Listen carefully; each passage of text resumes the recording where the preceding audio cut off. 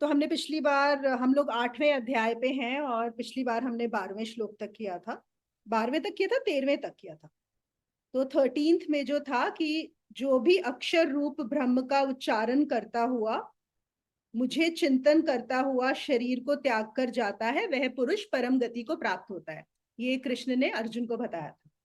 और उसके बाद जो 14वां श्लोक है उसमें उन्होंने क्या बोला कि हे अर्जुन, जो पुरुष मुझ में अनन्य चित्त से स्थित हुआ, सदा ही निरंतर मुझे स्मरण करता है, उस निरंतर मेरे में युक्त हुए योगी के लिए मैं सुलभ हूं। यहाँ पे जो हमें सबसे जरूरी शब्द याद रखना है वो है सुलभ, कि उसके लिए मैं सुलभ हूं जो मुझे निरंतर याद करता है। सुलभ मतलब easy, I am easy to access. तो अब ये सुलभ का क्या मतलब है? देखो, हम सबको क्या लगता है कि परमात्मा को पाना बहुत मुश्किल काम है, बहुत टेढ़ा काम है, बहुत डिफिकल्ट है, बहुत दुर्लभ है। अगर हम इस शब्द का इस्तेमाल करें सही तो दुर्लभ है, रेयर है। तो क्या होता है, क्यों दुर्लभ है उसका यहाँ पे वो रीजन बताते हैं। इसलिए दुर्लभ है क्योंकि हम टेढ़े और कठिन हैं, क्योंकि हम उलझे हुए हैं। That is the problem. Problem परमात्मा में नहीं है। प्रॉब्लम ऐसा नहीं है कि finding God is very rare और it is very difficult. The problem is because we are very caught up and we are very complex people. That is the problem. तो कैसे होगा हमारी कॉम्प्लेक्सिटी जो है वो कैसे सही होगी? अगर उसको हम खुद सुलझ जाएं। देखो, सुलझ जो उलझता है, जहां पे उलझे हुए होते हैं वो दुर्लभ हो जाता है, और जब हम सुलझ जाते हैं तो हम वो सुलभ हो जाता है। तो अगर हम सुलझ जाएं तो बात सब सही हो जाएगा। और हम कैसे सुलझेंगे? हम ऐसे ही सुलझेंगे, साधना करके। और साधना क्यों करनी है? क्योंकि हमने इतना कुछ अपने ऊपर जोड़ा हुआ है, जाना हुआ है, समझा हुआ है, बुद्धि में घुसाया हुआ है, जो कि सच है ही नहीं। जो सिर्फ मतलब ये बोलेंगे कि हमने बहुत सारा कचरा भी अपने दिमाग में भरा हुआ है, इसीलिए हम कॉम्प्लेक्स। और साधना क्या करती है? साधना आपका डिफ्रेंसिएशन करा देती है कि this is relevant, this is irrelevant. वही जो हम अभी मेमोरी की बात कर रहे थे कि पहले हम सब कुछ याद करते थे, अब क्या जरूरत है? जब हमें रियलाइज हो जाता है कि ये इंपॉर्टेंट ही नहीं है, ये रेलेवेंट ही नहीं है, तो मुझे क्यों अपने दिमाग के ऊपर स्ट्रेस देना है? अब आपका ये घर कितना साफ सुथरा अच्छा लग रहा है, ठीक है ना? इसके अंदर अगर हम अभी 5 बोरे कचरा लाके रख दें तो ये इतना अच्छा दिखेगा जैसा दिख रहा है? तो घर को साफ होने के लिए दो चीजें हैं। एक तो कि घर में कचरा भी ना हो और वो ऑर्गेनाइज्ड हो। वही चीज हमारे माइंड के लिए भी अप्लाई होती है कि एक तो हमें पता होना चाहिए कि क्या रखने लायक है, क्या नहीं रखने लायक। और फिर जो रखने लायक है वो अगर हमारा ठीक से ऑर्गेनाइज्ड हो तो हम सुलभ हो जाते हैं, सुलझ जाते हैं।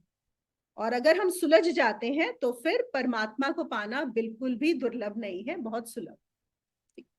और यही जो पहले कृष्ण ने बताया था अर्जुन को क्या क्या करने के लिए, कि जो भ्रकटी के मध्य में यहाँ पर भक्ति युक्त स्थित होकर रहता है वो मुझे ही प्राप्त होता है, और फिर मैं उसके लिए सुलभ हो जाता हूँ। और वो कब हो पाएगा? जब मैं सिंप्लीफाई हो जाएगा, मेरी लाइफ सिंप्लीफाई हो जाएगी। ठीक। तो ये था हमारा 14वां श्लोक। अब हम ले लेते हैं आगे। यहाँ पे है 15, 16, 17। आज के श्लोक भी ना बहुत स्पेशल हैं, बहुत अच्छे हैं। और आज हम ये सब श्लोकों को ओशो गीता से भी लेंगे और परमहंस योगानंद की गीता से भी लेंगे। तो हो सकता है आज का सेशन थोड़ा सा स्लो चलेगा। और दोनों ने उन्हीं श्लोकों को अलग अलग तरीके से समझाया है। तो मुझे तो बहुत ही, मतलब जब मैं पढ़ रही थी तो बहुत ही मजा आया। तो हम इनको लेते हैं। तो पहले हम ओशो के हिसाब से इनको पढ़ समझते हैं। 15, 16, हाँ 15, 16, 17। ठीक है।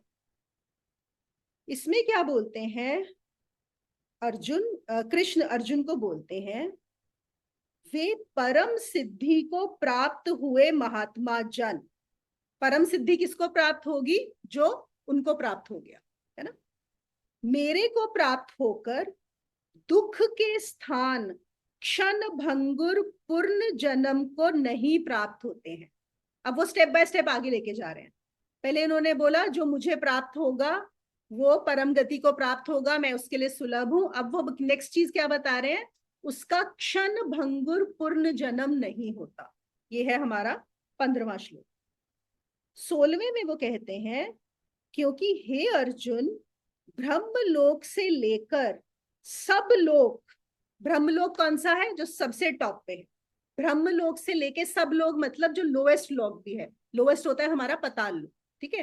ब्रह्मलोक से लेके पाताल लोक तक सब लोग पुनरावर्ती स्वभाव वाले हैं। पुनरावर्ती स्वभाव का क्या मतलब है? जहां पे बार बार रेपिटेशन होता है, साइकिल होता है, पुनः जन्म होता है। किसी भी लोक में चले जाओ आप, पाताल से ब्रह्मलोक तक। लेकिन हे कुंती पुत्र, जो मुझे प्राप्त हो जाता है उसका पूर्ण जन्म नहीं होता। तो ही सेइंग कि तुम वो उसके भी बियॉन्ड है, उससे भी तुम उस पूरी साइकिल से बाहर हो जाते हो, सारे लोगों की साइकिल से, ठीक है। फिर वो कह रहे हैं, और हे अर्जुन, ये बहुत ही मजेदार, बहुत अच्छा श्लोक है। ब्रह्म का जो एक दिन है उसको 1000 युग तक अवधि वाला, और रात्रि को भी 1000 युग तक अवधि वाली, ऐसे जो पुरुष तत्व से जानते हैं वे योगी जन काल के तत्व को जानने वाले हैं। इसको हम डिटेल में करेंगे, ये काफी साइंटिफिक भी है और हमें बहुत कुछ इसमें समझ में भी आएगा, तुमको भी बहुत मजा आएगा ये समझ, ठीक है। ब्रह्म के एक दिन की बात। तो चलिए अब हम इनकी डिटेलिंग करते हैं श्लोकों की। देखो पहले उन्होंने क्या बोला था, क्षण भंगुर पूर्ण जन्म को वो लोग प्राप्त नहीं होते हैं, इसको समझते हैं। देखो एक हमें समझना होगा, एक होती है वेस्टर्न थॉट और एक है ईस्टर्न थॉट।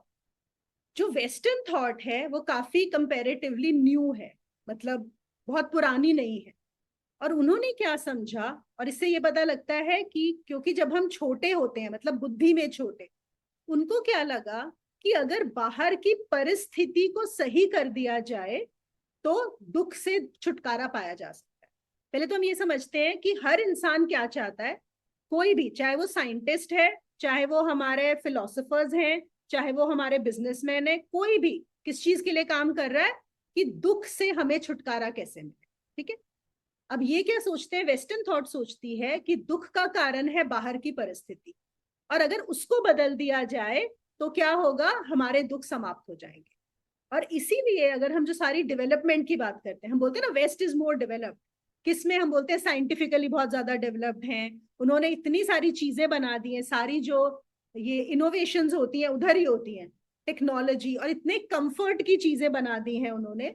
उन्होंने क्या किया है, इंसान की लाइफ को बहुत कंफर्टेबल बना दिया। लेकिन क्या हुआ अभी, मतलब in the last few decades उन्होंने क्या रियलाइज किया कि उन्होंने सारी परिस्थितियों को जितना कंट्रोल कर सकते हैं सब कर दिया, लेकिन फिर भी दुख से मुक्ति नहीं मिली। मतलब दिस, ये यहाँ पे ओशो तो बोलते हैं ये उनके गाल पे बहुत बड़ा चमाटा पड़ा है कि हमने जो कर सकते थे परिस्थिति को सही करने के लिए कर दिया, और फिर भी हम परेशान हैं। मतलब इतना ज्यादा depression, anxiety, suicide, over thinking, मतलब इंसान दुखी है, दुख कम नहीं हुआ उसका, हाँ कंफर्टेबल बहुत हो गया। और जो हमारी पूर्व की क्या थॉट प्रोसेस है, वो ये बोलता है कि परिस्थिति को बदलने से कुछ नहीं होगा, मनोस्थिति को बदलना पड़ेगा। इंसान को अपने आप अंदर चेतना को बदलना पड़ेगा। अगर उसको बदल दिया गया तो बाहर कुछ भी हो वो सही से रह सकता है, और बाहर सब कुछ हो और चेतना ना बदले तो कुछ दुख कभी भी नहीं जाने वाला, ठीक है ना। तो ये एक बेसिक डिफरेंस है। तो और फिर वो क्या बोलते हैं, एक अंतर्दृष्टि में जो पूर्व की जो सोच है, वो कहते हैं कि दुख का कारण है पूर्ण जन्म। इसको हम और भी पहले एक स्टेप पे ले जाके जा सकते हैं कि दुख का कारण क्या है, जन्म। तुमने मनुष्य जन्म लिया, तुमने जन्म ले लिया, यही तुम्हारे दुख का कारण है, और कोई कारण है ही नहीं। आप बोलते हो मेरे दुख का कारण मेरा बॉस है, मेरी बीवी है, मेरा मदर इन लॉ है, ऐसा कुछ भी नहीं है। आपके दुख का कारण क्या है, सिर्फ आपका जन्म। और जन्म और उसके बाद पूर्ण जन्म भी होता जा रहा है, आप बार बार जन्म लेते हो। और ये हम पहले भी समझ चुके हैं बहुत बार कि जन्म क्यों होता है, इच्छा के कारण, वासना के कारण। जब तक डिजायर है तब तक आपको रहता है, आपका जन्म होता रहेगा। सिर्फ वो इच्छा ही आपको बार बार जन्म के बंधन में बांधती है ना। और हम जितनी भी इच्छाओं को पूरी कर लें, हमें पता क्या पड़ता है कि इच्छाएं कभी पूरी होती ही नहीं है, कभी पूरी नहीं होती।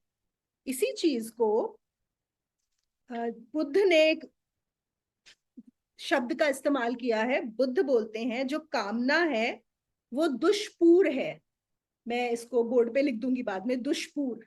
ओके, दुष्पूर का मतलब होता है वो चीज जो कभी पूरी नहीं की जा सकती। और फिर उन्होंने इसका बहुत अच्छा एग्जाम्पल दिया। उन्होंने बोला है, सोचो तुम्हारे पास एक बाल्टी हो और तुम्हें एक कुएं से पानी निकालना हो। तुम उस बाल्टी को कुएं में डालो और फिर तुम वहां से पानी निकालो। तो और लेकिन उस बाल्टी के नीचे जो पैंदा है, जो उसका बॉटम है, वो टूटा हुआ है। तो क्या होगा? तुम जब पानी निकालोगे तो पानी, जब तक तुम्हारे हाथ में पानी आएगा, पानी होगा ही नहीं वहां पे। होता है कि नहीं? तो उन्होंने बोला ये बिल्कुल ऐसा ही है, तुम्हारी जो इच्छाएं हैं वो बिल्कुल ऐसी हैं। तुम पूरा मेहनत करते हो, तुम्हें लगता है हाँ बस ये मेरी इच्छा पूरी हो जाएगी और मैं सुखी हो जाऊंगा। लेकिन होता क्या है वहां पे? तुम्हारा वो जो इच्छा पूरे करने का तरीका है, तुमको पता ही नहीं है कि तुम्हारी टूटी हुई बाल्टी है, तुम उससे पूरा कर रहे हो, तो कभी पूरी हो ही नहीं सकती। और तुम बार बार उसी कोशिश में लगे रहते हो।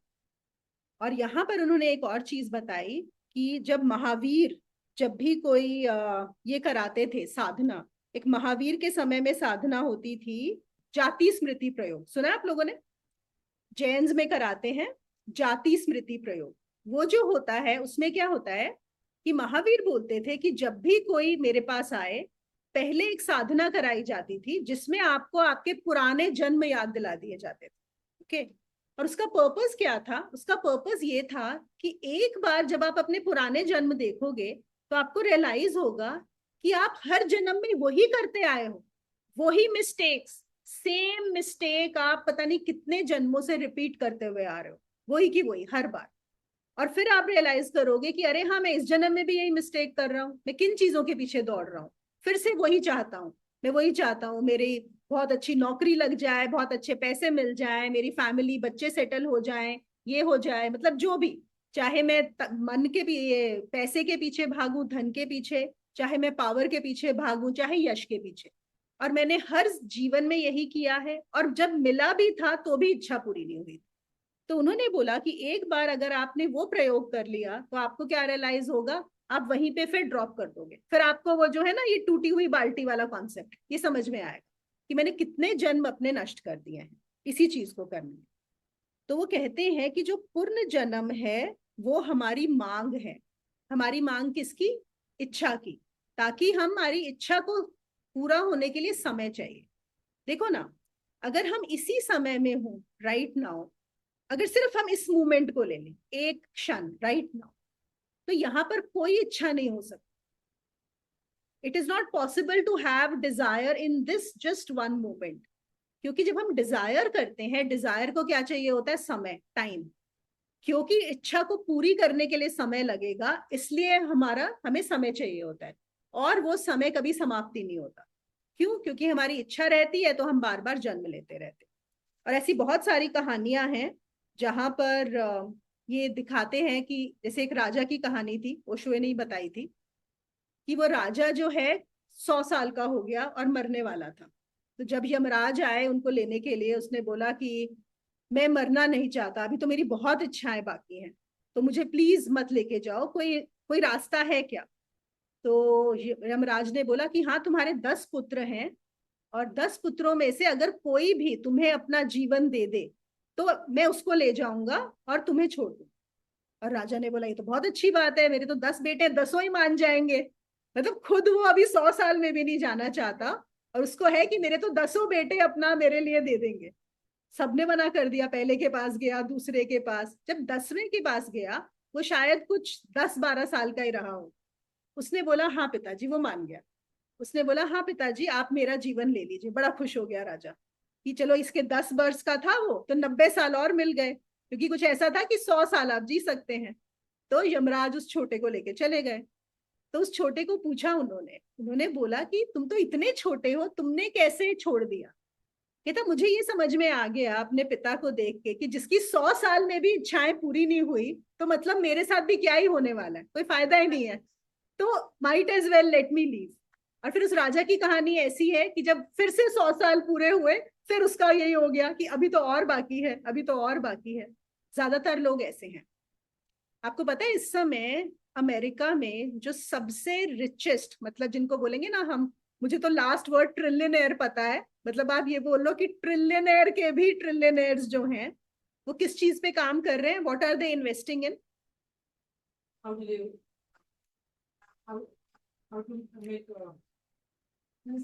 मौत ना आ जाए, हाँ, इमॉर्टल, इमॉर्टल होने के लिए। हाँ।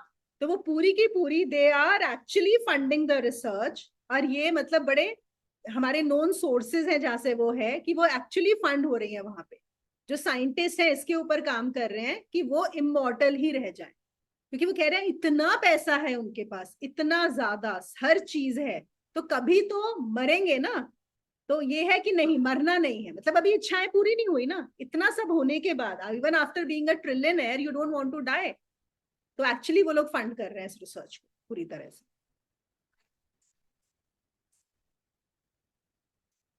उसको छोड़ते हुए बहुत डर होता है, उसकी जो डेफिनेशन होती है ना मेरी, उसमें ये वर्ल्डली चीज और ये पैसा बहुत इंपॉर्टेंट हो जाता है, उससे आइडेंटिफिकेशन हो जाती है। और मरने का मतलब है कि तो सब छोड़ना पड़ेगा ना, मुझे ट्रिलियंस ऑफ डॉलर्स छोड़ के जाना पड़ेगा अगर मैं मर गया, वो मैं रेडी ही नहीं हूँ करने के लिए। देखो विजय, तुमने लगे एक तो है कि माया ऐसा नहीं है कि जो सिर्फ जो बहुत अमीर है, इवन जो गरीब है, मे बी एक गरीब के पास शायद उसने अपनी लाइफ टाइम में 1,000 रुपए सेव किए, ओके, वो भी उतना ही उन 1,000 रुपए में इन्वेस्टेड है जितना कि एक ट्रिलियनर इन्वेस्टेड है अपने ट्रिलियंस। कोई फर्क नहीं। तो बस मतलब ये है कि माया में, और जो छोड़ने वाला है वो ट्रिलियंस भी छोड़ के जा सकता है, उसको कोई फर्क नहीं पड़ेगा। और नहीं छोड़ने वाला 1,000 रुपए में भी अटक जाएगा, वो तो अपनी अपनी बात है। अभी कुछ टाइम पहले ना मेरे पास कोई आया था कि लोगों को समय चाहिए होता है ना उसके लिए, कि क्रिया योग के बारे में पता लगा कि हाँ हमें भी सीखना है। मैंने कहा ठीक है, आ जाइए सीखने के लिए। कहते नहीं, बस अभी ना बेटे की शादी हो जाए, बेटे की शादी के बाद आते हैं, उसके बाद बात करेंगे। मैंने कहा बस फिर तो मुझे पता है, नाउ आई नो कि आप कभी नहीं आने वाले हो, क्योंकि बेटे की शादी होते ही हो जाएगा कि अभी पहले पोता हो जाए, फिर इसका ये काम है वो काम है। जिसको आना होता है वो ये सब कोई भी एक्सक्यूजेस नहीं देखता है। तो ये कोई एंड नहीं है। तो इसलिए वो क्या कह रहे हैं कि अगर तुम्हारे दुख का कारण ही क्या है, क्षण भंगुर पूर्ण जन्म, और अगर तुम मुझे पालोगे तो तुम उससे फ्री हो जाओगे। यही तो बताया गया इस श्लोक। और वो कैसे तुम पाओगे भी, कैसे कृष्ण को? अगर तुम्हारी वासना समाप्त हो जाएगी। और वासना भी कैसे समाप्त होगी? वही जब तुम जानोगे कि जिस वासना में तुमको पता ही नहीं है, तुम इतनी छोटी चीज के पीछे भाग रहे हो, क्योंकि वो जो पर्दा है, पर्दे के पीछे क्या है तुम्हें कोई आइडिया नहीं, तो तुमको लगता है वही इंपॉर्टेंट। इसीलिए जो मैंने बोला जाति स्मरण का जो प्रयोग होता था, कि एक बार तुम देख लो कि हर बार यही किया है, तो बहुत इजी हो जाता है करना। इसका एक और मैं यहाँ पे शेयर करती हूँ, उन्होंने बहुत अच्छा ये बताया है। देखिए, एक और जैसे हम बात कर रहे थे कि वेस्टर्न थॉट और ईस्टर्न थॉट, तो जो वेस्टर्न थॉट है, मैं लेती हूँ आपका क्वेश्चन स्वाति। जो वेस्टर्न थॉट है वहां पे क्या है कि life is like a straight line, मतलब we are moving in a linear fashion from A to another point B, okay, हम सीधा चलते हैं। और जो ईस्टर्न थॉट है वो बोलता है कि life is like a circle, everything is moving in circles. और ये जो सर्कल है, ये जो वर्तुल है, ये जो गोल घूमना है, उसी को संसार बोला गया है। संसार का मतलब है कि एक जो चक्र घूम रहा है गोल गोल, ओके। तो चक्र में क्या होता है, वही चीजें बार बार रिपीट होती हैं। साइकिल का मतलब है कि everything is repeating. For example, हमें सीजन्स का पता है कि अभी हमें पता है आजकल बारिशें हो रही हैं, थोड़े दिनों में बारिश रुक जाएगी, एक बार अक्टूबर में, फिर गर्मी आएगी, फिर हल्की सी ठंड शुरू हो जाएगी। तो एक साइकिल ही चल रहा है ना, मे बी थोड़ा बहुत ऊपर नीचे होगा, लेकिन मोर और लेस वी आर अवेयर। वही हमारा सुबह दिन शुरू होता है, फिर दोपहर में धूप तेज हो जाती है, फिर कम होने लगती है, फिर रात हो जाती है। So everything is in a cycle. और उसका मतलब है कि वही काम जो हम आज कर रहे हैं, हम बहुत बार कर चुके हैं, बहुत कई कई बार। लेकिन जब हमारा एक नया जन्म शुरू होता है तो क्या होता है, हमारी पुरानी मेमोरी हमारे अंदर स्टोर्ड होती है, वो हमें एक्सेस नहीं होता उस मेमोरी का। ये प्रकृति ने ऐसा ही नियम बनाया है हमारे लिए। तो क्योंकि एक्सेस नहीं होता, तो क्या होता है, जब भी हम कोई काम करते हैं हमें लगता है हम फर्स्ट टाइम कर रहे हैं। आपने देखा है, जब कोई पहली पहली बार किसी को प्यार होता है, उसको लगता है कि बस उसी को प्यार हुआ है, आज से पहले ना किसी को हुआ होगा ना कभी होगा। उसको लगता है मुझसे बड़ा आशिक कोई नहीं है। उसको जो शायरी निकलती है, गाने निकलते हैं, एक जो भाव उठता है, क्यों? क्योंकि वो पूरी की पूरी मेमोरी खत्म हो चुकी है, अभी नया लग रहा है, फर्स्ट टाइम हो रही है ये चीज। आपने देखा जब हमें कोई चीज समझ में आती है, सडनली एक आहा होता है, कोई चीज सडनली क्लिक करी, तो हमें लगता है अरे वाह, ये चीज ऐसे लगता है बस मुझे ही समझ में आई है और किसी को नहीं आती है, मुझे ही आती है। तो कह रहे हैं हमें बार बार ऐसा लगता है कि चीजें नई हैं, जबकि कुछ भी नया नहीं है, सब कुछ बहुत पुराना है। तो इसीलिए उसको अगर हम समझ जाएं कि हम यही करते आ रहे हैं, तो फिर हम उससे बाहर निकल सकते हैं। लेकिन ये जो माया का खेल है, प्रकृति का खेल है ना, ये हर चीज हमारे लिए नया रखती है, हमेशा नया। हर बार जब कुछ खाते हैं इतना मजा आता है खाने में, लगता है बस फिर खाना है, फिर रेपिटेशन, रेपिटेशन हमारे लिए हो, है ना। तो कहते हैं आदमी की स्मृति जो है वो बहुत ही कमजोर है, सब भूल जाता है, सब भूल जाता है, और भूल के फिर वो रिपीट करता है। और ये तो चलो पुराने जन्म की बात हो रही है, कई बार तो लोग इसी जन्म में पहले एक शादी की, फिर परेशान हुए उस शादी से खूब, उसके बाद डिवोर्स हुआ, लड़ाइयां हुई, उसके बाद फिर जैसी एक और नया अपॉर्चुनिटी मिली, फिर से शुरू हो गए वहां पे कि शायद अब बहुत अच्छा हो जाएगा। तो जो होप है ना कि अब अच्छा होगा, पुराना पूरा भूल जाते हैं कि अरे हमारे साथ क्या क्या हुआ था। एक होप रहती है अब अच्छा होगा, अब अच्छा होगा मेरे साथ। ठीक है।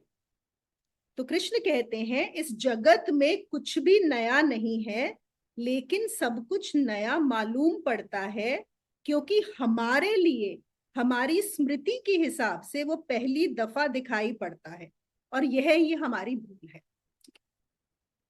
चलिए, अब हमारा जो इसका अगला वाला श्लोक इसी से समझ लेते हैं। उन्होंने जो बोला ना, ब्रह्म लोक से लेके सब लोग पुनरावृत्ति स्वभाव वाले हैं, है ना।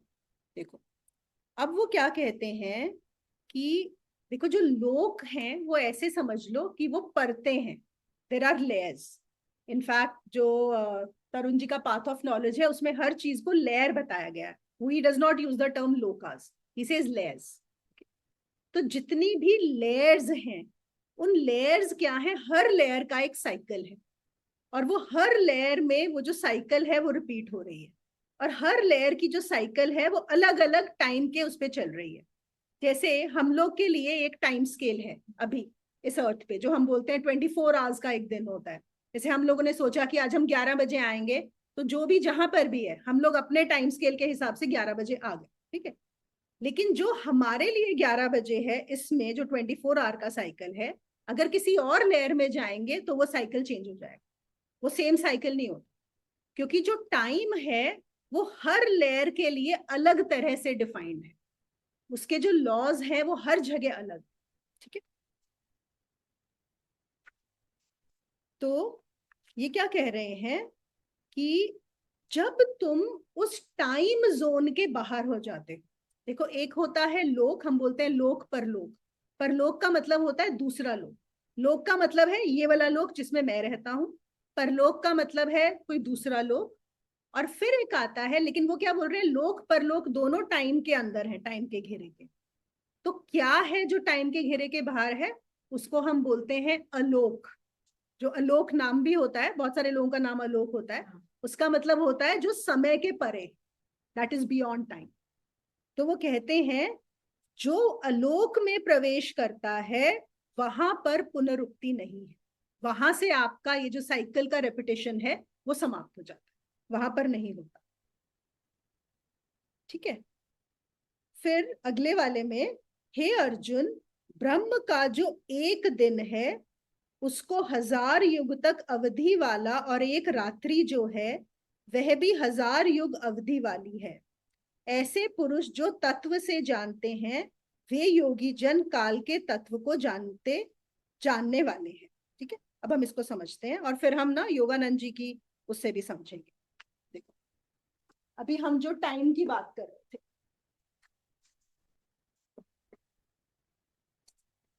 सबको दिख रहा है ना, व्हाइट बोर्ड है हमारी अर्थ पृथ्वी, ये आप लोगों को दिख रहा है, क्लियर है। तो ये हुआ एक लोक, इसके नीचे भी लोक हैं और इसके ऊपर भी लोक हैं।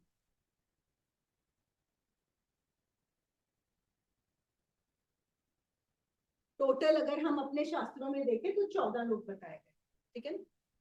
अब क्या होता है हमारा, हम लोग टाइम को कैसे काउंट करते हैं, जैसे अगर हम ईयर का हिसाब लें तो हमारा फॉर एग्जांपल 1 ईयर 365 डेज है ना, 1 ईयर 365 डेज और 1 day is equal to 24 hours. Clear है? एक साल में 365 दिन, एक दिन में 24 घंटे, ये हमारा यहाँ का एक टाइम का स्केल चल रहा है इस युग। जो उन्होंने बोला है ब्रह्मलोक, क्या होता है में ब्रह्मलोक,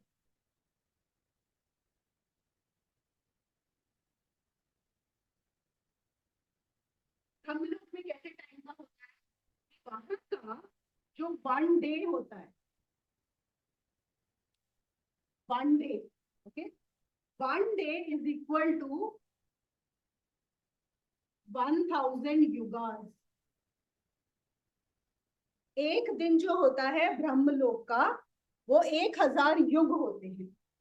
और हमारे यहाँ हम युग कैसे काउंट करते हैं, आपको पता है ना, हम जब बात करते हैं सतयुग, त्रेता युग, द्वापर युग, सतयुग, द्वापर, त्रेता और कलयुग, ठीक है ना। तो हमारे यहाँ जो एक युग, मतलब एक युग का साइकिल जिसमें ये चारों आएंगे, दैट इज 24,000 years। और 4 टुगेदर, नहीं और 4 टुगेदर और 1 know all four one cycle. जो हमारा एक साइकिल होता है, देखो हमारा क्या है, एक साल में 365 दिन होते हैं और 24,000 साल में एक युग होता है। और इस युग में चारों आते हैं, सतयुग, द्वापर, त्रेता और कलयुग, चारों के चारों आते हैं। एक, हाँ, एक युग में चारों आ जाते, ठीक है, जो है 24,000 साल का साइकिल। तो जैसे हम बोलते हैं कि एक साल में 12 महीने होते हैं, ठीक है, कंफ्यूज मत होना, जहां पे भी वो लगे पूछ लेना। एक साल में 12 महीने होते हैं, बिल्कुल ऐसे ही इसमें 24,000 साल होते हैं। उसका एक अलग डिस्क्रिप्शन है, वो मैं आज जाऊंगी नहीं तो बहुत कंफ्यूजिंग हो जाएगा, कभी next time I will share कि वो कैसे होता है। तो 24,000 ईयर्स का एक युग होता है। और जो ब्रह्मलोक है उसका एक दिन इज 1000 युग। तो ये कितना हो गया, 1000 इंटू 24,000 कितना हो गया, 240 lakhs। ये क्या बता रहे हैं, वो ब्रह्मलोक का एक दिन है। This is just 1 day of the Brahmalok. 2,40,000 plus, sorry 2,40,00,000 plus 2,40,00,000, इतना होता है ब्रह्म का एक दिन और रात। तो टाइम का आप समझ रहे हो कि टाइम, ये हम काउंट करने वो कर रहे हैं कि हमारा टाइम का वो क्या है। तो अब उसमें देखो हमारे जो है, उसमें हमारे जो 70 साल जिसको हम बोलते हैं, हमारी 70 साल की उम्र, वो क्या होती है अगर हम एक एवरेज उसको लेके चले, ठीक है ना। अब इसको और आगे समझ लेते हैं। तो इतना बड़ा होता है ब्रह्म का एक लोक का एक दिन और एक रात, ठीक है। अब वो कह रहे हैं कि अब हमें लगेगा कि, जैसे हमें क्या लगता है, इसको समझने का एक और उन्होंने यहाँ पे जो बहुत अच्छे से चीज बताई है कि आपको पता है कि बहुत सारे ऐसे कीड़े होते हैं जो पैदा होते हैं और विद इन फ्यू मिनट्स पूरी जिंदगी जी लेते हैं। मतलब सोचो कि हमारा एक दिन, अब हमने यहाँ पे हमें ब्रह्म का एक दिन लिया, अब हम लेते हैं हमारा एक दिन।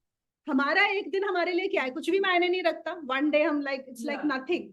पर सोचो अगर हम उस कीड़े का सोचें, शायद वो हमारे एक दिन में 1000 बार जन्म और मृत्यु को प्राप्त हो चुका होता है, 1000 टाइम्स। अगर वो, हम क्या बोलेंगे, अगर हमें पता लगे कि एक कीड़ा पैदा हुआ और कुछ सेकंड के बाद मर गया, तो हम उसकी वैल्यू करेंगे, हम बोलेंगे ये क्या मतलब। और हमें क्या लग रहा है, बस वो पैदा हुआ और मर गया। नहीं, उसको पैदा होने और मरने के बीच में उसने पूरी जिंदगी जी ली है। उसने उसके बीच में बड़ा भी हो गया, पढ़ाई भी कर ली, शादी भी कर ली, बच्चे भी कर लिए, बूढ़ा भी हो गया और मर भी गया। हमारे अंदर के सेल्स और माइक्रो ऑर्गेनिज्म, हाँ बिल्कुल, तो उसी हिसाब से वो हो गया। हाँ हाँ, तो ये है। तो जैसे हमारे लिए ये हो सकता है, एक कीड़े का हम समझ सकते हैं, हमारे लिए वो कीड़ा है जो इतना वो किया, ऐसे ही जो ब्रह्म का एक है। और ये क्या है, ये जो सारे हैं, मतलब दिस इज द हाईएस्ट जो उन्होंने बताया है। और ये जो सारे के सारे लोग हैं ये किस में आते हैं, but they still come under what, time, समय में आते हैं, they are still part of the time cycle. एक साइकिल, बस अलग अलग साइकिल्स अलग अलग है। यस, ब्रह्म का जो दिन है वो भी साइकिल के अंदर। यहाँ पे बस मेन जो चीज समझनी है वो समझना है कि जो समय, मतलब जो समय है, टाइम जो है, it is a very subjective concept. अगर वैसे भी देखा जाए, एक तो अगर हम लोगों के हिसाब से देखें तो भी टाइम बहुत सब्जेक्टिव है। जो हमें बहुत ज्यादा लग रहा है उनके लिए कुछ भी नहीं है, और जो हमें बहुत कम लग रहा है कीड़े के लिए वो टाइम बहुत ज्यादा है। Time is a very very subjective thing. और एक चीज तो हम लोग सब जानते हैं, वो क्या है कि जब हमारी पसंद का कुछ हो रहा होता है तो टाइम ऐसे फास्ट मूव करता है, होता है कि नहीं होता। और हमें जो चीज पसंद नहीं है तो लगता है पास ही नहीं हो रहा, टाइम देखते रहते है ना, वहां पे। और यहाँ पे जो वो बात कर रहे हैं वो कर रहे हैं टाइम के बियॉन्ड जाने की। ये सब कुछ टाइम के अंदर आता है। यहाँ पे कुछ एक दो सवाल आ गया, मैं एक मिनट देख लेती हूँ। अच्छा, स्वाति ने पूछा था what is the meaning of क्षण भंगुर। क्षण भंगुर मीन्स मोमेंट्री, मोमेंट्री। सो जैसे हमने बोला कि एक कीड़ा हमारे लिए तो मोमेंट्री, अभी हमने शायद देखा भी नहीं होगा, इतने में वो पैदा हुआ, सब कुछ करके मर भी गया, है कि नहीं। We will say it was just momentary, few seconds only. तो ऐसे ही वो कह रहे हैं कि हमारा जीवन, ये जो हम 70-80 साल जीते हैं, ये भी क्षण भंगुर है। It is all relative, it is all subjective. Okay, that is what it means. तो फिर हमें इस श्लोक में वो क्या कह रहे हैं, देखो, समय के रहस्य को जो जान लेता है, ठीक है, समय के रहस्य को जो जान लेता है वो समय के रहस्य के बाहर हो जाता है। या हम ऐसा बोल सकते हैं कि जब तुम समय के बाहर हो जाओगे तब तुम समय के रहस्य को जान लोगे। ये मैं यहाँ पे एक दो श्लोक और करके then I will pick up, जैसे मैंने बोला योगानंद जी का भी कुछ बहुत अच्छे एक्सप्लेनेशन है, उसमें जाएंगे। ठीक है, तो ये 18, 19 और 20 श्लोक, क्योंकि ये इसी से रिलेटेड हैं।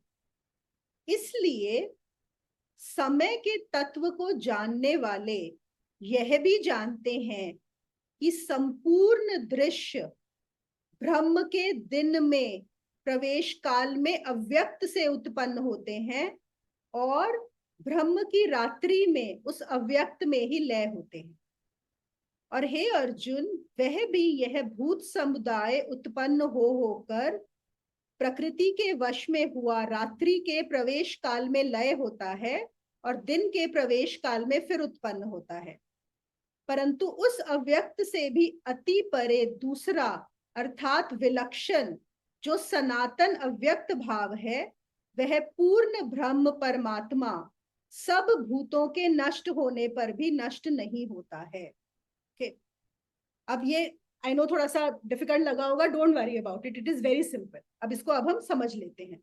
जो अभी हमने समय का वो समझा ना, देखो वो क्या उन्होंने बताया था, ब्रह्म का एक दिन और ब्रह्म की एक रात, correct, which is 24 2 crore what ever you know these 40 lakhs, और उतना ही जो है वो रात होती है। तो वो कहते हैं जैसे हम लोग रात में सोते हैं और सुबह फिर उठ जाते हैं और फिर सुबह जगते रहते हैं, रात में फिर से सो जाते हैं, बिल्कुल ऐसे ही ब्रह्म के उसमें जो एक दिवस शुरू होता है सुबह, तो ब्रह्म का दिवस का मतलब है the starting of the creation. इसका मतलब है ये जो सृष्टि का निर्माण कब से शुरू होता है, वहां पे सृष्टि का निर्माण जब ब्रह्मलोक का एक दिन शुरू होता है तो उससे रिलेटेड ये सारी सृष्टियां हैं।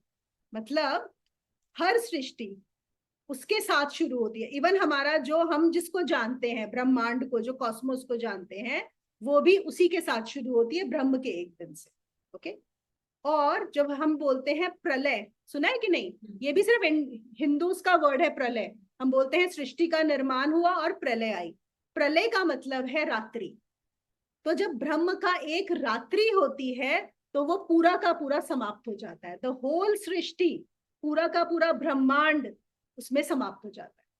तो अब हमें क्या समझ में आया, देखो एक और चीज कि 2,40,00,000 तक सृष्टि चलती है, उसके बाद 2,40,00,000 साल तक सृष्टि नहीं होती, there is nothing.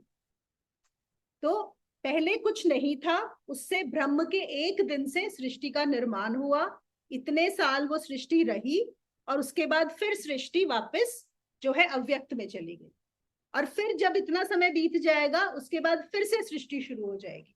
So it is like day night day night. ये बात समझ में आई? इसमें जरूर पूछ लेना बाद में अगर कोई क्वेश्चन हो। तो ये सृष्टि भी ऐसे ही चल रही है। और यहाँ पे उन्होंने क्या बताया, जो हम ब्रह्म मुहूर्त बोलते हैं, हम सोचते हैं कि हम सुबह 3 बजे उठना, 4 बजे उठना ब्रह्म मुहूर्त होता है। ओशो कहते हैं वो ब्रह्म मुहूर्त नहीं होता। ब्रह्म मुहूर्त होता है सृष्टि का शुरुआत होना। जब ब्रह्म जगता है सुबह, वो जब शुरुआत होती है, दैट इज द ब्रह्म मुहूर्त। नॉट जो हम टाइम को सोचते हैं कि सुबह वाला ब्रह्म मुहूर्त होता है। हम ऑब्वियसली हमने उसको एक एनालॉजी में वो कर लिया कि हमारा दिन अब शुरू हो रहा है तो वो ब्रह्म मुहूर्त है। मतलब सृष्टि का निर्माण और सृष्टि का प्रलय। ये बात समझ में आ गई? अब वो कह रहे हैं एक और चीज देखो, काल के तत्व के संबंध में एक चीज समझनी बहुत जरूरी है, एक चीज टाइम के बारे में, और वो ये है कि जो भी टाइम के अंदर होता है, ये बड़ा इंपॉर्टेंट पॉइंट है, जहां पर भी आपको टाइम समझ में आता है, what ever is happening under the influence of time, that is dream like, वो स्वप्न मात्र है। जो भी समय में होता है वो स्वप्न मात्र है। वो उसका उन्होंने एग्जाम्पल क्या बताते हैं, कहते हैं देखो तुम शीशे के आगे खड़े होते हो, ठीक है, अभी हम फुल मिरर के आगे खड़े होंगे, पूरा हमारी इमेज सामने नजर आएगी, करेक्ट, पूरी की पूरी नजर आएगी, सब कुछ नजर आएगा, लेकिन हमें पता है ना वहां पे मैं नहीं हूं। अगर मैं अभी आपके शीशे के सामने खड़ी हो जाऊं और मैं ऑलरेडी दिखूंगी वहां पर, लेकिन क्या मैं वहां पर हूं? नहीं हूं ना, मैं तो यहाँ पर हूं। ये सिर्फ मेरी एक इमेज नजर आ रही है वो दर्पण में। ऐसे ही ये सारे लोग, और ये सारे लोग हमने क्या जाना, सब समय के अधीन है। जो भी समय के अधीन होता है वो स्वप्न मात्र। एक बार क्या हुआ, ये रमजान चल रहे थे, तो मुल्ला नसरुद्दीन कहीं जा रहा था और गांव के पास से गुजर रहा था, उसको बड़ी प्यास लगी। तो पहले के जमाने में कुएं होते थे, तो अपना पहुंचा कुएं पे पानी पीने के लिए। तो कुएं में जब झांका बाल्टी के लिए, तो कुएं में उसको चांद नजर आया। रमजान बस खत्म ही हो रहे थे, चांद दिखा। वो तो हैरान हो गया, शॉक हो गया। उसने बोला अरे ये चांद कुएं में गिर गया, अभी लोग अपना उपवास कैसे तोड़ेंगे? मतलब सब लोग रमजान रखे हुए हैं, उपवास कैसे तोड़ेंगे? चांद तो कुएं में गिरा पड़ा है, क्या करूं, कैसे निकालूं? कोई था भी नहीं आसपास। फिर उसने देखा इधर उधर, फिर उसको एक रस्सी मिली, तो उसने बोला चलो मैं रस्सी से चांद को बाहर निकालता हूँ। तो उसने रस्सी डाली अंदर, और क्या हुआ, वहां पे रस्सी जाके किसी पत्थर पे, अंदर कुएं में कोई पत्थर लगा होगा, उस पे जाके अटक गई, और चांद भी वहीं दिख रहा था। तो वो खींचने लगा, अब खींच रहा है खींच रहा है, उसको लग रहा है चांद आ क्यों नहीं रहा, बाहर क्यों नहीं आ रहा, चांद लगा हुआ है। और एक बार इतनी जोर से खींचा उसने कि वो खुद कुएं के अंदर गिर गया। अब जब खुद कुएं के अंदर गिरा तो इतनी चोट लगी उसको, पूरा एकदम दर्द हो रहा है। फिर उसने बोला क्या करूं, तभी उसकी नजर ऊपर उठी। जब नजर ऊपर उठी तो देखा चांद तो ऊपर आसमान में है। तो उसने कहा चलो, मुझे चोटें तो लगी, कम से कम दुनिया का भला तो हो गया, चांद को तो मैंने फ्री करा दिया, है ना। अभी देखो, ये हमें समझाने के लिए यही बात है कि जैसे नसरुद्दीन को लग रहा था ना कि चांद कुएं में गिरा हुआ है, हमें भी ये रियल लग रहा है, जबकि ये रियल है नहीं। जैसे हमें दर्पण में प्रतिबिंब नजर आता है, बिल्कुल ऐसे ही हमें जो समय में जो भी, आप ये मान के चलो कि समय इज द मिरर, ठीक है ना। If time is the mirror, then what we are seeing in the time is not the real thing, the real is somewhere else, है ना। तो वो कहते हैं समय की झील में हमें जो भी दिखाई पड़ता है वो संसार है, और समय के तत्व को जो जान लेता है, whoever understands the essence of time, वो ये भी जान लेता है कि यह जगत सिर्फ एक प्रतिबिंब है और ये एक स्वप्न है, और समय ही संसार है। So now he is coating, क्या हमने जो बात की थी, संसार एक साइकिल घूम रहा है, एक चक्र घूम रहा है, वो कह रहे हैं समय ही संसार है। Time is the world, time is the cycle, और समय के बाहर हो जाना ही संसार के बाहर हो जाना। समय के तत्व को जो समझ लेता है वह यह भी समझ लेता है कि अगर मुझे समय के बाहर होना है तो मुझे वासना के बाहर होना पड़ेगा. I have to go beyond my desires. क्योंकि हमने जो बात की थी पुनर्जन्म की भी, कि it is because of the desire that I am attracted to taking birth and that is what ties me to this world. अब are we able to connect? Desire, time, world. इच्छा है तो जन्म होगा, जन्म होगा तो संसार में होगा और हम एक समय के उसमें बंध जाएंगे, जो कि है नहीं, लेकिन हमें नजर आ रहा है, हमें लग रहा है. और जितनी ज्यादा इच्छा होगी उतना ज्यादा आपको समय रियल लगेगा, उतना आपको लगेगा कि it is real, the world is real. और जितनी इच्छा कम होती जाएगी आप समय से भी फ्री होने लगोगे और इस संसार से भी आपको उतना अनरियल लगने लगता. तो हम ऐसे बना सकते हैं कि सपोज एक सर्कल है, तो जितना हम वासना में ज्यादा है तो we are in the middle of the circle, और जितना हमारी डिजायर कम होती जाती है तो हम सर्कल के बाहर होते जाते हैं, मतलब on the periphery of that circle. और उस पेरिफेरी से जंप मारना हमेशा बाहर बहुत आसान होता है ना. अगर हम किसी चीज के बीच में हैं वहां से हम जंप नहीं मार सकते, लेकिन हम किसी चीज की पेरिफेरी पे हैं तो हम वहां से जंप मार सकते हैं. तो इसीलिए क्यों बोला जाता है बार बार कि साधना करनी क्यों जरूरी है, कि आपको वो जो सेंटर में तुम जो फंसे हो वहां से तुम साइड में जाना शुरू. जैसे जैसे तुम साधना करते जाओगे तुम्हारी ये जो थिंकिंग है, तुम्हारी ये जो कंडीशनिंग है कि ये रियल है, वो कम होना शुरू हो जाता है.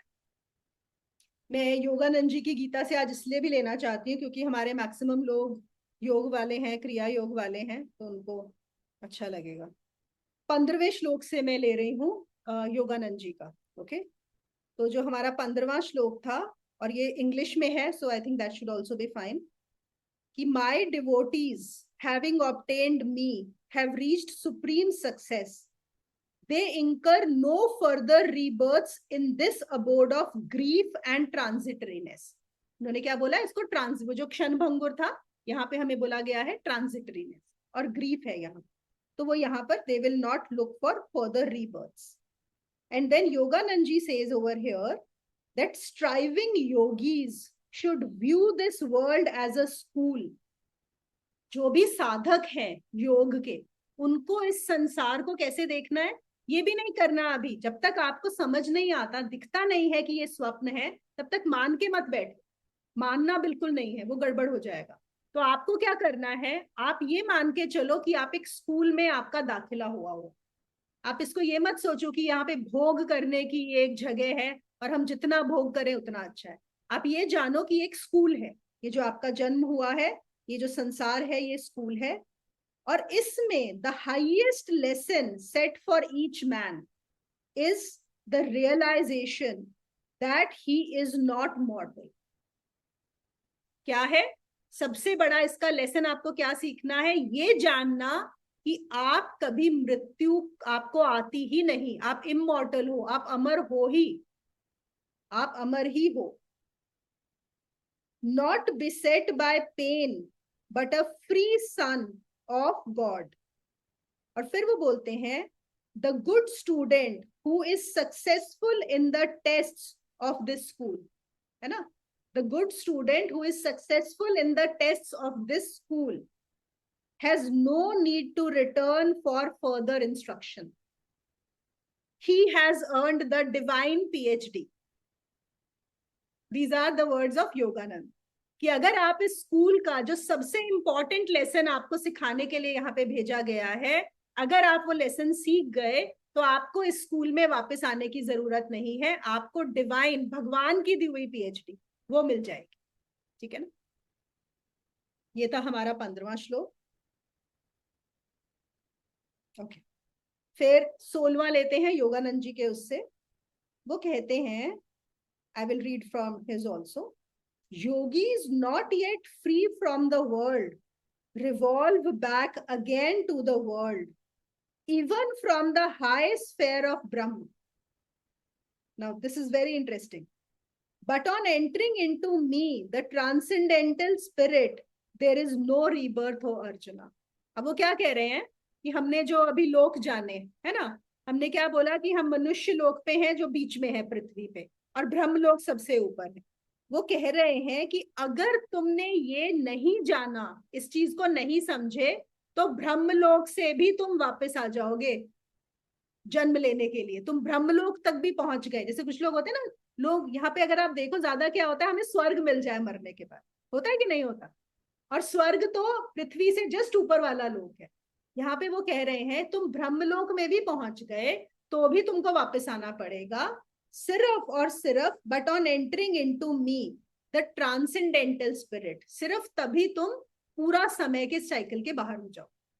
ठीक है,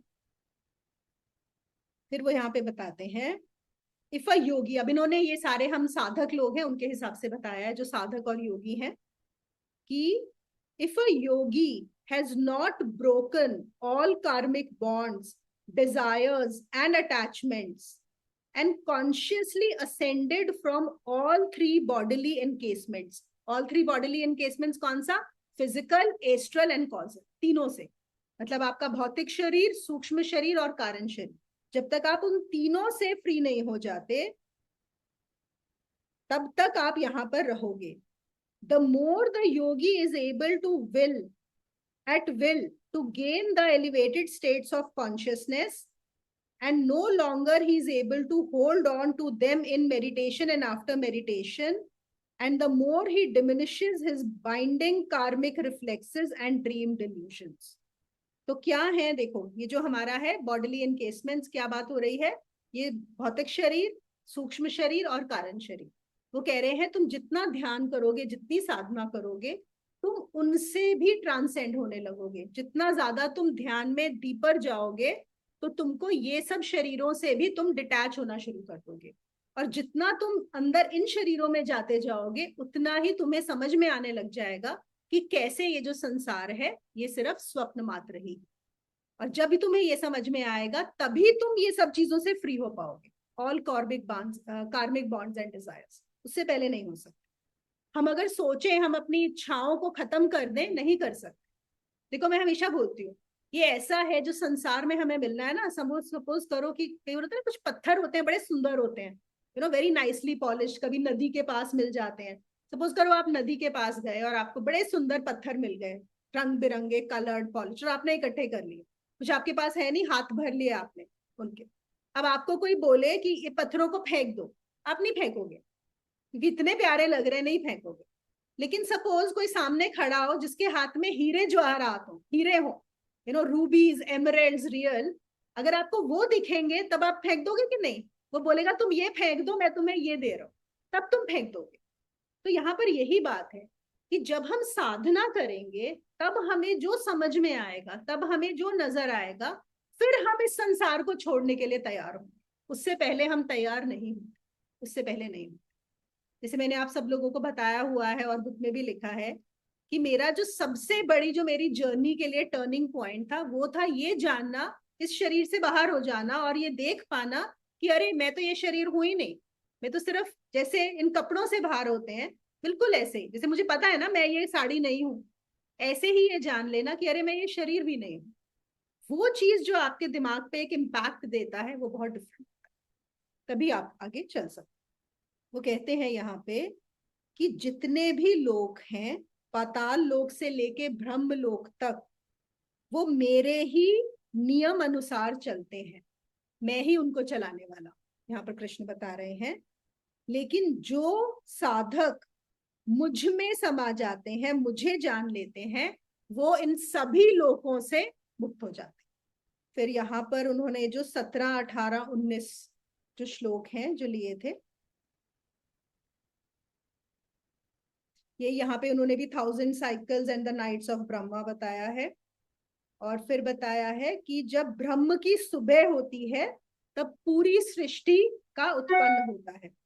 at the dawn of Brahma's day all creation reborn emerges from the state of non-manifestation, and at the dusk of Brahma's night all creation sinks into the sleep of non-manifestation। ठीक है, तो पहले क्या है, अनमेनिफेस्टेड है। ब्रह्मा का दिन शुरू होने पे सब कुछ मैनिफेस्ट होना शुरू होता है, अव्यक्त से व्यक्त होने लगता है। फिर इतने साल तक जो ब्रह्मा का दिन चलता है तो पूरी की पूरी सृष्टि मतलब पूरा ब्रह्मांड चलता है। और फिर जब ब्रह्मा की रात्रि शुरू होती है, उसको ही हमारे शास्त्रों में प्रलय बोला है, तो वो वापस से मैनिफेस्टेड से, व्यक्त से फिर से अव्यक्त में चला जाता है। ठीक है। और फिर वो कहते हैं कि ये जो व्यक्त हुआ और जो इतने करोड़ों सालों तक अव्यक्त हो गया, लेकिन जैसे ही ब्रह्म का दिन शुरू होगा वो फिर से व्यक्त हो जाएगा। ठीक है ना। तो ये साइकिल भी चलता रहेगा।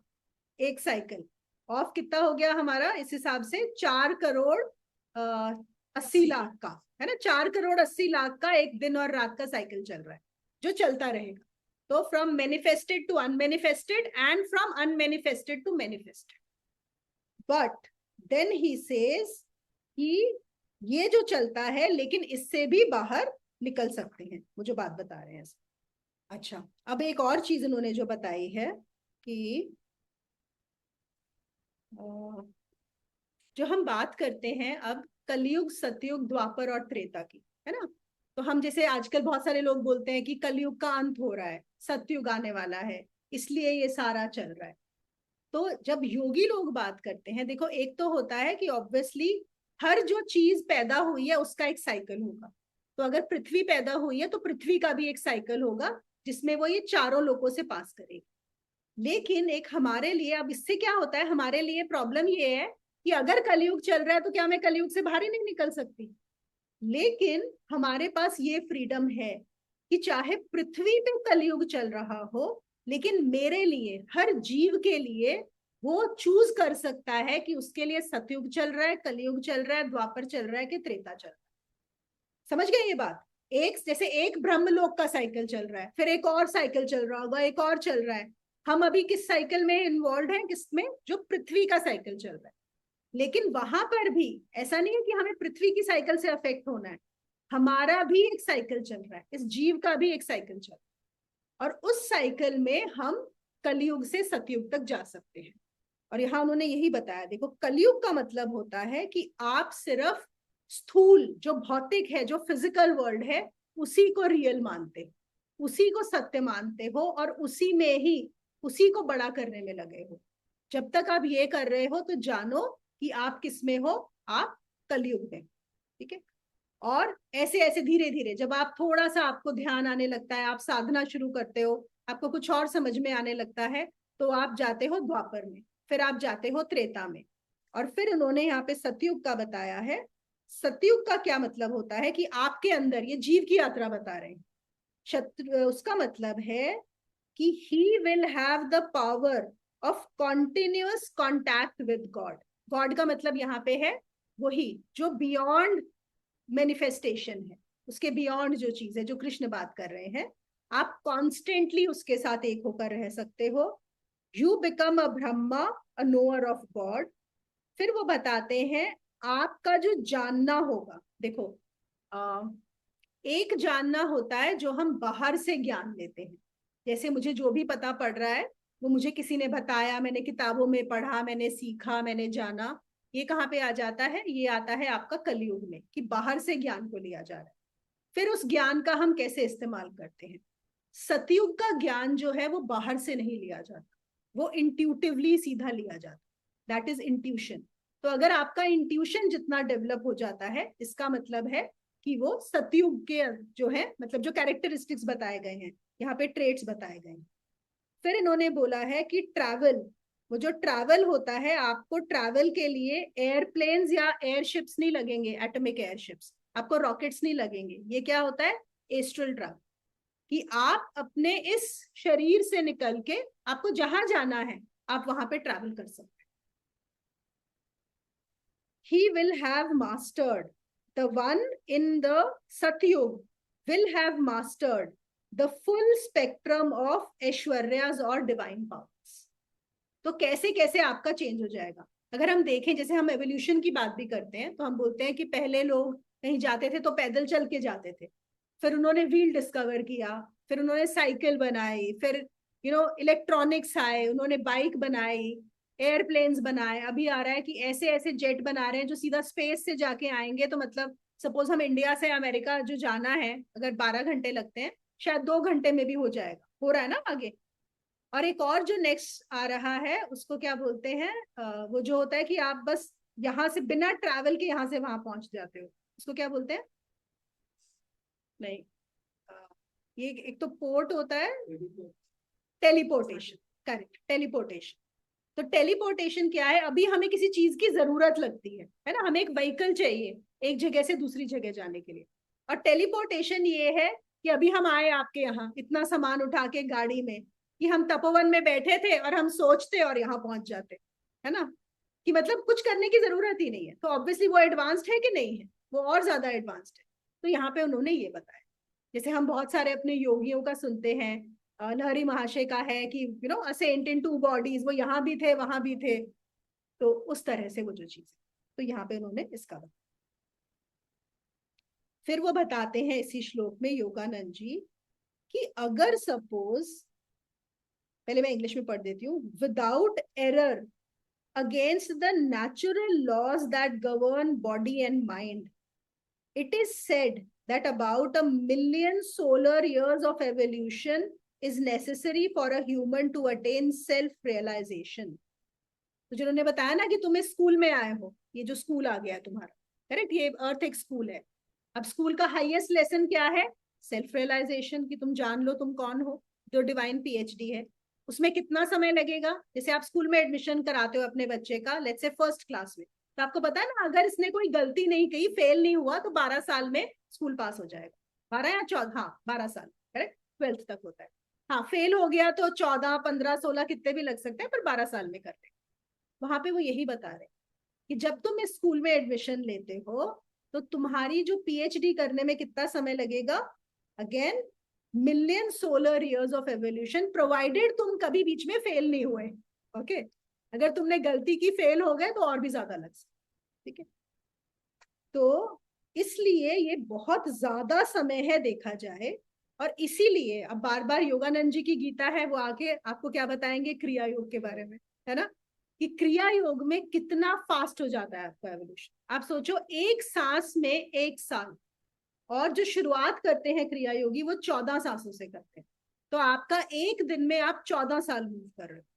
और जैसे जैसे आपका बढ़ता है, मतलब कुछ ऐसे भी योगी हैं जो सुबह, मतलब ऑब्वियसली वो जिन्होंने सब छोड़ दिया है, वो तो हिमालय पे ही कोई ऐसे कर सकता है कि रोज 8 घंटे 12 घंटे सिर्फ वो सांसें कर रहे हैं। तो वो क्या हो रहा है, आप उस चीज को बहुत स्ट्रांगली, उसका एवोल्यूशन चल रहा है।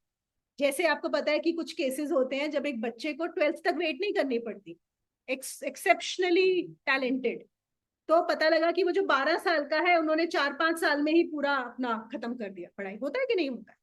बिल्कुल ऐसे ही यहाँ पे वो बता रहे हैं कि इतना बड़ा कुछ लोग नहीं इंतजार कर सकते कि पीएचडी इतना समय, नहीं नहीं मैं नहीं कर सकता इतना इंतजार, मुझे तो अभी चाहिए। तो फिर क्या करना है कि कैसे ये आपका प्रोसेस करता है।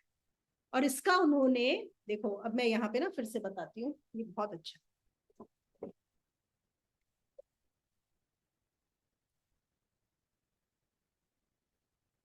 हमारा सबसे ऊपर है ब्रह्म, ठीक है। अभी हमने क्या जाना कि सब लोग हैं, हर लोग का एक साइकिल चल रहा है, हर लोग की एक अपनी विधि है, समय का विधान, ठीक है। तो अब मैं यहाँ पे ड्रॉ कर रही हूँ सिर्फ ब्रह्मलोक, और हम यहाँ पे आ जाते हैं पृथ्वी,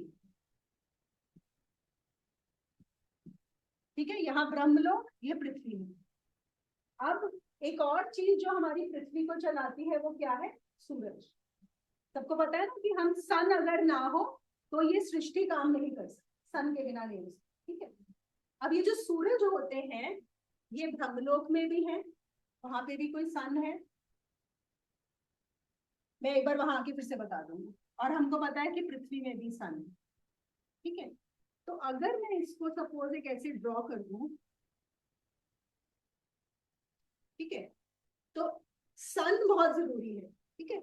सन यहाँ पर भी है, सृष्टि को जो चलाने वाला है, और यहाँ पर भी है।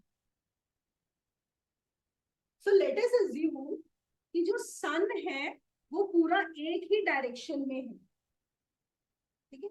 जो वहां का सन, जैसे वहां पे एक साइकिल है, ये साइकिल है, उसके नीचे नीचे है, तो एक सन वहां है, एक सन यहाँ, ठीक है। और फिर पृथ्वी पे हम रहते हैं जीव, और जीव के अंदर भी एक सन है। ये है हमारा मैक्रोकॉस्म।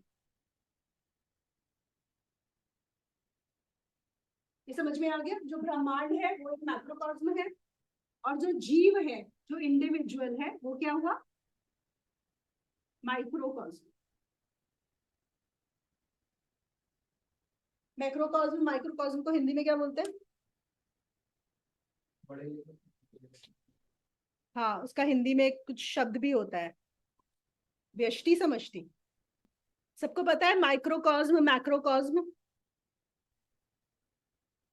मतलब? जो ब्रह्मांड है वो हो गया हमारा मैक्रोकॉस्म, समष्टि, पूरा का पूरा संसार।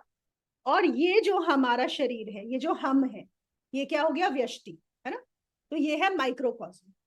और जो रूल्स होते हैं, जो लॉज होते हैं, जो मैक्रोकॉस्म को अप्लाई होते हैं, वही सेम रूल्स इसको भी अप्लाई होते, एकदम सेम है। ये चीज समझ लें। हम बोलते हैं ना कि हमारा जो शरीर है ये एक छोटा ब्रह्मांड ही है ना? ये जो बड़े ब्रह्मांड में हो रहा है वही छोटे ब्रह्मांड में हो रहा है, ठीक है। अब आप लोगों को ये दिखाई दे रहा है, समझ में आ गया कि ब्रह्मलोक है, उसका एक सूरज है, फिर पृथ्वी लोक है, उसका एक सूरज है, और यहाँ पर जीव है, मतलब हम, ये शरीर, ठीक है ना, इसका भी एक सूरज है, और यहाँ पर हम इसको माइक्रोकॉस्म बोल रहे हैं, व्यक्ति। अब ये जो मैंने बीच में लाइन ड्रॉ करी, सपोज जैसे ये किताब, ये बुक है, ठीक है। अब मैं इस बुक में एक होल करूं यहां से, और यहां से निकाल दूं, ठीक है।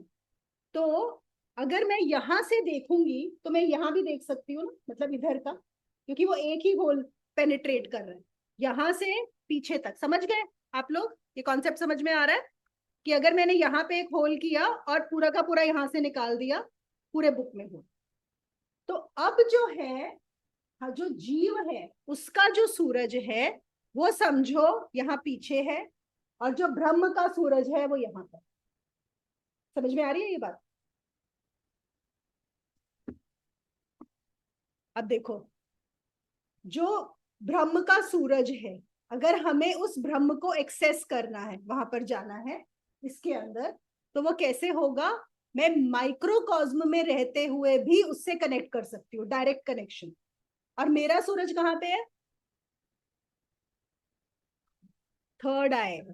जो हमारा आज्ञा चक्र है वो सूरज है हमारा, इस जीव का सूरज। जैसे पृथ्वी का सूरज है, ऐसे ही ब्रह्म का, ब्रह्मांड का सूरज है, और मेरा सूरज है ये। तो क्यों बार बार साधना में यहाँ पे फोकस किया जाता है कि इसी के थ्रू आपका कनेक्शन किससे होगा? ब्रह्म के सूरज से, क्योंकि वो सब एक ही लाइन में है, दे आर ऑल कनेक्टेड। सो हम लोग जो हैं, मतलब हर जीव उस ब्रह्म से कैसे कनेक्टेड है? इसके through. This is the point. हाँ, वो उसके से अलाइन करना, ये समझ में आया? This is the door to that highest. For those who reject the mortal issues of this earth and seek early liberation.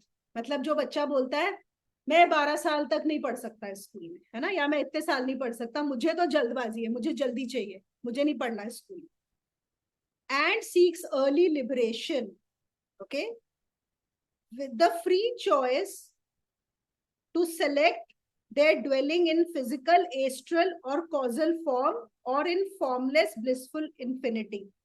जो ये बोलता है मुझे जल्दबाजी है, the Lord sends his avatars to show the way to hasten evolution. अगर कोई बच्चा शोर मचाता है, कहता है कि नहीं, मुझे नहीं, मैं नहीं रह सकता, मुझे नहीं चाहिए, अब यहाँ पे क्या बात आ गई? मोक्ष की इच्छा। जो बोलता है मुझसे बर्दाश्त नहीं होता, इस संसार में मैं तो फंस गया हूं, मुझे निकालो यहाँ से बाहर, I can not bear it. जब वो बच्चा रोता है, कहता है मैं नहीं फॉलो कर सकता ये लॉज, मुझे यहाँ से निकालो, तो वो कह रहे हैं यहाँ पे कि द लॉर्ड, लॉर्ड से मतलब है अगेन ब्रह्मांड, ओके। वो क्या करता है? He sends his avatars to show the way to hastened evolution. तो वही हमारे जो संत आते हैं, हमारे जो गुरु आते हैं, वो इसी के लिए भेजे जाते हैं. By Kriya Yoga, in which consciousness and life energy, that is pran, are circulated up and down the spine, around the spinal centers, equaling the effect of the sun's passage through the signs of the zodiac. One such revolution produces 1 year of evolution. Okay? तो basically वहां पे वो यही बता रहे हैं कि ये है तुम्हारा सूर्य, और ये जो बाकी हैं जो चक्र, ये क्या है, जैसे हमारे जोडिएक होते हैं, जैसे हमारी पृथ्वी एक चक्कर लगाती है, बिल्कुल हमारे अंदर भी वही का वही माइक्रोकॉस्म में वही ब्रह्मांड है. तो जो क्रिया की साधना होती है उसमें क्या होता है, सांस को इसके चारों तरफ घुमाया जाता है. जो लोग भी क्रिया करते हैं आपको पता ही है, हम लोग इसको घुमाते हैं. तो जैसे पृथ्वी को 1 साल लगता है वो चक्कर लगाने में, एक जीव अपने अंदर वो पूरा चक्कर लगा के एक ही उसमें 1 साल आगे हो जाता है. सेम चीज तो है, उस चीज को बहुत ज्यादा इवॉल्व किया जा सकता है.